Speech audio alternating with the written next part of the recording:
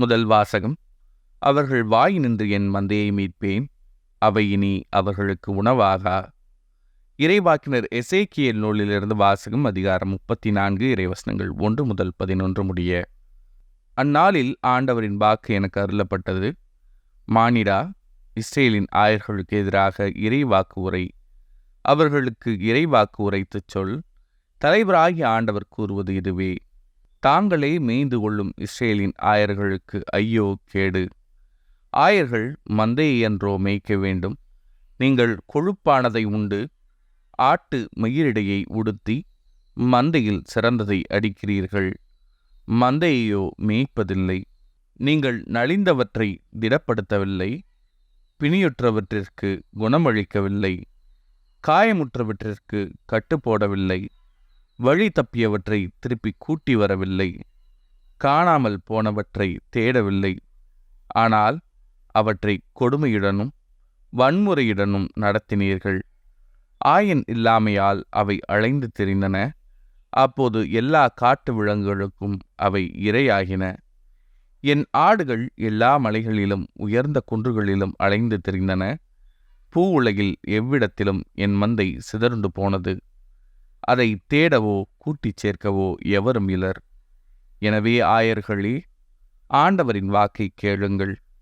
தலைவராகிய ஆண்டவர் கூறுவது இதுவே: என் மேல் ஆணை, என் மந்தை கொள்ளையிடப்பட்டது, எல்லா காட்டு விலங்குகளுக்கும் இரையானது. ஏனெனில் அதற்கு ஆயன் இல்லை. என் ஆயர்கள் என் மந்தையை தேடவில்லை. என் மந்தையை அவர்கள் மேய்க்காமல் தாங்களே மேய்ந்து கொள்கிறார்கள். எனவே ஆயர்களே, ஆண்டவரின் வாக்கை கேளுங்கள். தலைவராகிய ஆண்டவர் இவ்வாறு கூறுகிறார்: நான் ஆயர்களுக்கு எதிராக இருக்கிறேன். என் மந்தையை அவர்களிடமிருந்து திரும்ப பெற்றுக்கொள்வேன். மந்தை மேய்ப்பினின்று அவர்களை நீக்கிவிடுவேன். எனவே தாங்களே மேய்ந்து கொள்ளும் அவர்கள் இனி என் மந்தையை மேய்க்க மாட்டார்கள். அவர்கள் வாயினின்று என் மந்தையை மீட்பேன், அவை இனி அவர்களுக்கு உணவாகா. எனவே தலைவராகிய ஆண்டவர் இவ்வாறு கூறுகிறார்: நானே என் மந்தையை தேடிச் சென்று பேணி காப்பேன். இது ஆண்டவரின் அருள்வாக்கு. இறைவா, உமக்கு நன்றி. பதிலுரை பாடல். ஆண்டவரே என் ஆயர், எனக்கு ஏதும் குறையில்லை.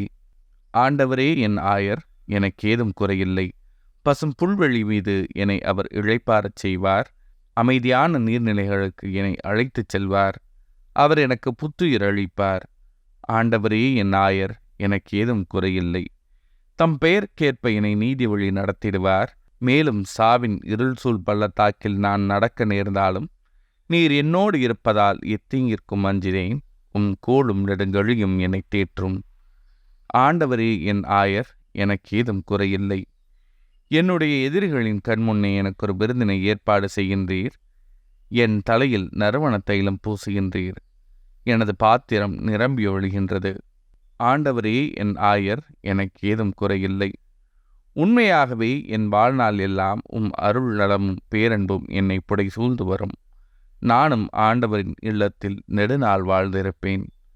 ஆண்டவரே என் ஆயர், எனக்கு ஏதும் குறையில்லை. நற்செய்தி வாசகம். நான் நல்லவனாய் இருப்பதால் உமக்கு பொறாமையா? மத்தேயு எழுதிய தூய நற்செய்தியிலிருந்து வாசகம். அதிகாரம் 20, இறைவசனங்கள் 1 முதல் 16 முடிய. அக்காலத்தில் இயேசு கூறியது விண்ணரசை பின்வரும் நிகழ்ச்சிக்கு ஒப்பிடலாம்.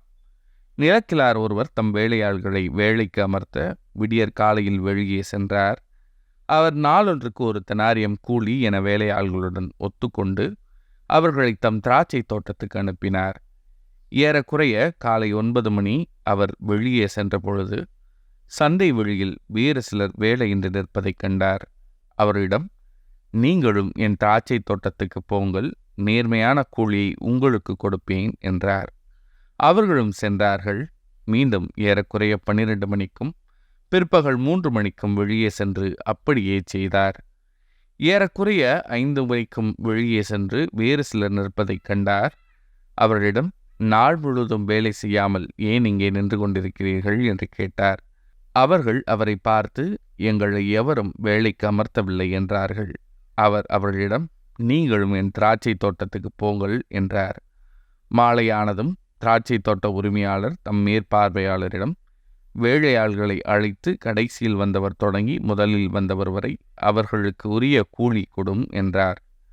எனவே 5 மணியளவில் வந்தவர்கள் 1 தெனாரியம் வீதம் பெற்றுக்கொண்டனர். அப்போது முதலில் வந்தவர்கள் தங்களுக்கு மிகுதியாக கிடைக்கும் என எண்ணினார்கள். ஆனால் அவர்களும் 1 தெனாரியம் வீதம்தான் பெற்றார்கள். அவர்கள் அதை பெற்றுக்கொண்ட போது அந்நிலக்கிழாருக்கு எதிராக முணுமுணுத்து, கடைசியில் வந்த இவர்கள் 1 மணி நேரமே வேலை செய்தார்கள். பகல் முழுவதும் வேலைப்பழுவையும் கடும் வெயிலையும் தாங்கிய எங்களோடு இவர்களையும் இணையாக்கி விட்டீரே என்றார்கள். அவரோ அவர்களுள் ஒருவரை பார்த்து, தோழரே, நான் உமக்கு அநியாயம் செய்யவில்லை. நீர் என்னிடம் 1 தெனாரியம் கூலிக்கு ஒத்துக்கொள்ளவில்லையா? உமக்குரியதை பெற்றுக்கொண்டு போய்விடும். உமக்கு கொடுத்தபடியே கடைசியில் வந்த இவருக்கும் கொடுப்பது என் விருப்பம். எனக்குரியதை நான் என் விருப்பப்படி கொடுக்கக்கூடாதா?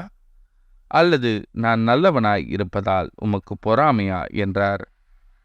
இவ்வாறு கடைசியானோர் முதன்மையாவர், முதன்மையானோர் கடைசியாவர். இது ஆண்டவரின் அருள்வாக்கு. கிறிஸ்துவே உமக்கு புகழ்.